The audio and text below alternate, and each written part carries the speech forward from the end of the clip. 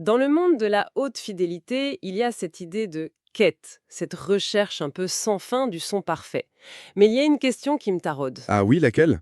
Comment est-ce qu'on fait pour améliorer un produit que tout le monde considérait déjà comme la fin de la quête? C'est exactement le défi que Griffon Audio avait sur les bras, avec leur amplificateur intégré, le fameux Diablo 300. Un appareil mythique. Et c'est là, justement, que notre sujet du jour entre en scène, le Griffon Diablo 333. Le successeur. Exactement.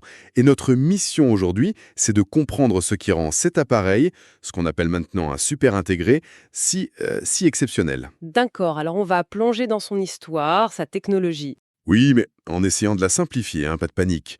On va aussi tenter de mettre des mots sur sa sonorité, sa musicalité, et puis bien sûr, cerner à qui il s'adresse. Il faut bien se rendre compte du poids de l'héritage. Le Diablo 300 a dominé sa catégorie pendant quoi? Presque 10 ans. Absolument. C'était une icône. C'est ça qui est dingue. On ne parle pas juste d'un nouvel ampli, c'est la promesse d'une solution qu'il présente comme définitive. La pièce qui met un point final à la quête. C'est une promesse énorme, quoi. C'en est une, oui. Alors, avant même de parler de technique, des watts, des kilos, j'aimerais qu'on s'arrête sur l'objet lui-même. Quelle est l'histoire, la philosophie derrière cette machine? Elle est impressionnante. C'est essentiel de commencer par là, parce que l'histoire éclaire vraiment tout le reste. La lignée Diablo, ça a commencé en 2005. Ah oui, déjà. Et le premier modèle, ça a été un vrai tremblement de terre. À l'époque, un ampli intégré, c'était souvent vu comme un compromis. C'est vrai, moins bien que des éléments séparés. Ben voilà. Et le Diablo a prouvé qu'un seul châssis pouvait non seulement rivaliser, mais carrément surpasser des ensembles préamplis et amplis de puissance bien plus chers. Et puis, il y a eu le 300 en 2015. Qui a cimenté ce statut. Il est devenu la référence mondiale, un des amplis haut de gamme les plus vendus de tous les temps. La pression sur les épaules des ingénieurs pour créer le 333 a donc dû être monumentale. On peut l'imaginer. Après un tel succès, ils auraient pu faire une simple mise à jour, non? Un Diablo 300 MK2. Pourquoi repartir de si loin? C'est la bonne question. Et la réponse, elle est dans la philosophie Griffon. Ils n'ont pas fait une simple évolution. Le 333, c'est le fruit de 8 ans de recherche. 8 ans! Et surtout, il bénéficie de ce qu'on appelle le trickle-down, un ruissellement technologique. C'est-à-dire? C'est-à-dire qu'ils ont pris les innovations développées pour leurs vaisseaux amiraux, le préampli Commander et l'ampli de puissance Apex. Des appareils qui coûtent le prix d'une voiture de sport. On n'est pas loin, oui. Et ils ont intégré ces technologies dans le 333. C'est une filiation directe avec le sommet absolu de leur savoir-faire. Et puis, il y a le look. On ne peut pas passer à côté. Impossible. C'est une des dernières créations de Flemming Rasmussen, le fondateur de la marque. On est face à un mélange de minimalisme industriel nordique. Et un petit côté Dark Vador, l'élu ça quelque part. C'est ça. Une brutalité à la Dark Vador. C'est un objet qui pèse plus de 50 kilos. 50,6 pour être précis. Attendez, 50 kilos? Mais ce n'est plus un amplificateur, c'est une pièce de mobilier. Il impose une présence physique, c'est certain. Mais j'imagine que ce poids n'est pas juste là pour faire joli. Ah non, absolument rien n'est gratuit dans ce design. Chaque élément, des énormes dissipateurs thermiques qui forment les flancs jusqu'aux pointes de découplage, tout sert la performance audio. La rigidité, l'évacuation de la chaleur, l'isolation. Tout a un but. D'accord. Plus de 50 kilos, une puissance qui semble colossale. Essayons de décomplifier un peu tout ça. Qu'est-ce qui, à l'intérieur, justifie de telles caractéristiques? Expliquons ça simplement. Allons-y. La puissance d'abord. Le chiffre qui frappe, c'est 333 watts sous 8 ohms. Ce qui est déjà énorme. Oui, mais ce chiffre seul ne dit pas tout. Ce qui est vraiment révélateur, c'est comment cette puissance se comporte. Elle double presque parfaitement à 666 watts sous 4 ohms. Ce qui est un signe de très bonne santé pour une alimentation. Exactement. Et ça continue de grimper jusqu'à 1100 watts sous 2 ohms. Et concrètement, pour le mélomane qui nous écoute dans son salon, ça se traduit comment alors? Ça veut juste dire qu'on peut écouter très très fort. Pas seulement.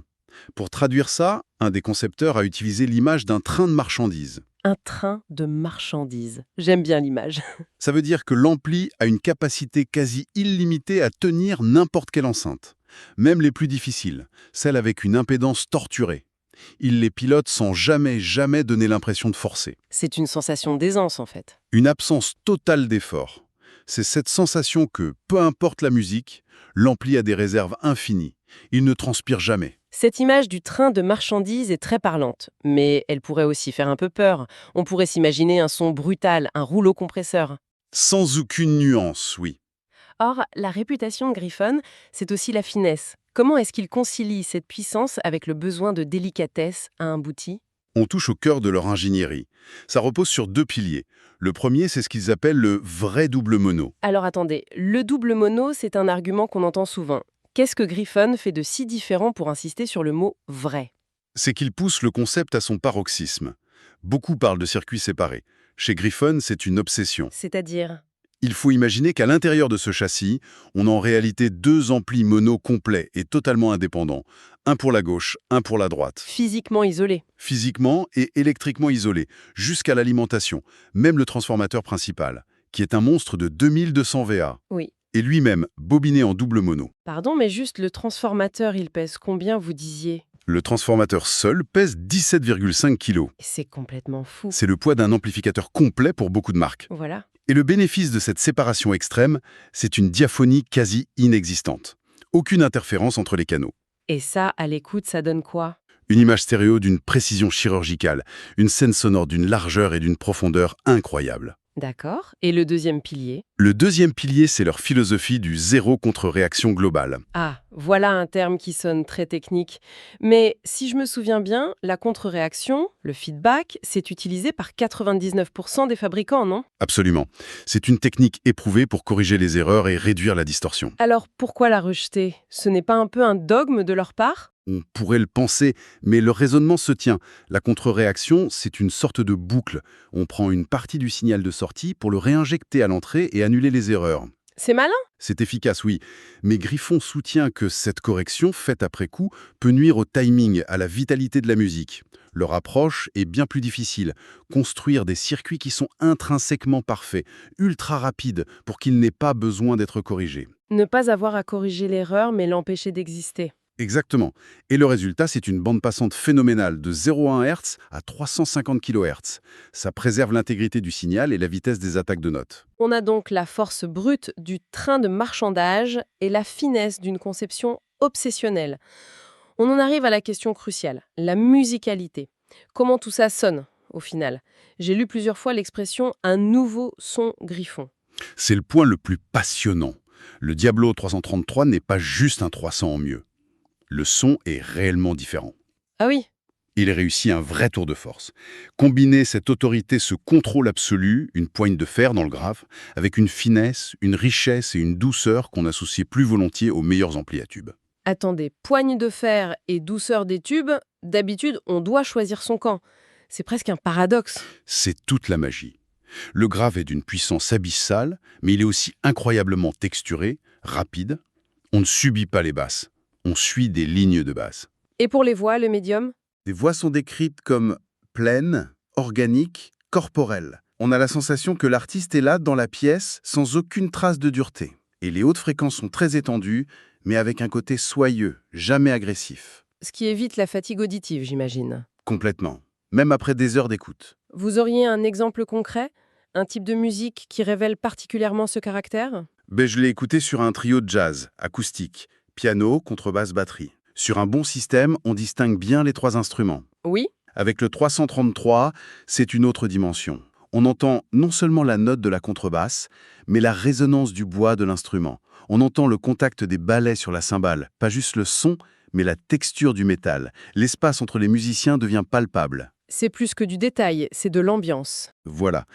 Par rapport au Diablo 300, les auditeurs décrivent une scène sonore beaucoup plus vaste. Le fond de la scène est plus noir, plus silencieux. Et de ce silence émerge une multitude de micro-informations qui lient les instruments entre eux. C'est à la fois ultra détaillé et incroyablement détendu. Un appareil de ce calibre, avec ce niveau de performance et ce prix, n'est clairement pas pour tout le monde. Pour qui est-il fait alors? On peut identifier deux profils principaux. Le premier, c'est le mélomane très averti qui possède déjà un système complexe. En éléments séparés, avec plein de boîtes, plein de câbles. Exactement.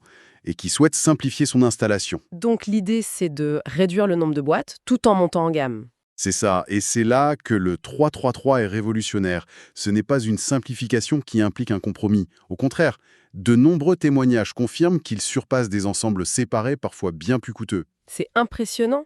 Et le deuxième profil? Le deuxième, on pourrait l'appeler le coup de cœur ultime. Des personnes qui découvrent la hi-fi de très haut niveau et qui veulent directement ce que les anglophones appellent un endgame amplifier. Une solution unique et définitive. Voilà, ils sont séduits par le design, la réputation et la performance globale. Et il y a aussi cette idée de modularité qui me semble assez intelligente. Très intelligente. On peut acheter l'ampli seul et plus tard y ajouter un module optionnel. Un module DAC pour le numérique ou un module phono pour une platine vinyle. Et ce ne sont pas des gadgets, j'imagine. Loin de là. Ce sont des cartes de très haute qualité qui, d'après les tests, rivalisent avec des appareils externes dédiés qui coûtent déjà une petite fortune. C'est une approche qui dure dans le temps. Pour finir, parlons de son statut. Le Diablo 300 était le roi. Le 333, qui est plus récent, a-t-il déjà réussi à prendre la couronne? La réponse est un oui massif et unanime. Le 300 était la référence à battre.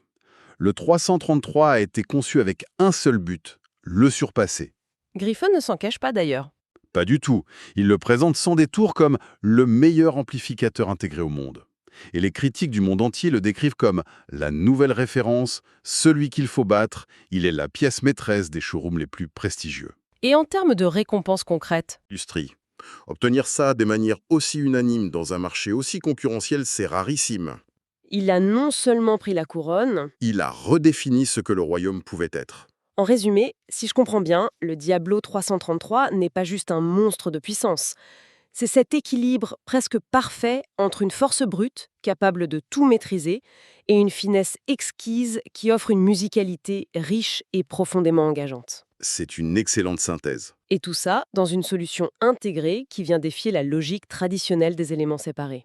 C'est ça. Le Diablo 333 incarne cette vision où l'intégré n'est plus un compromis, mais peut-être le véritable sommet d'un système. C'est un investissement substantiel, c'est indéniable, mais qui se justifie par une ingénierie qui frôle la perfection et une fabrication conçue pour durer des décennies.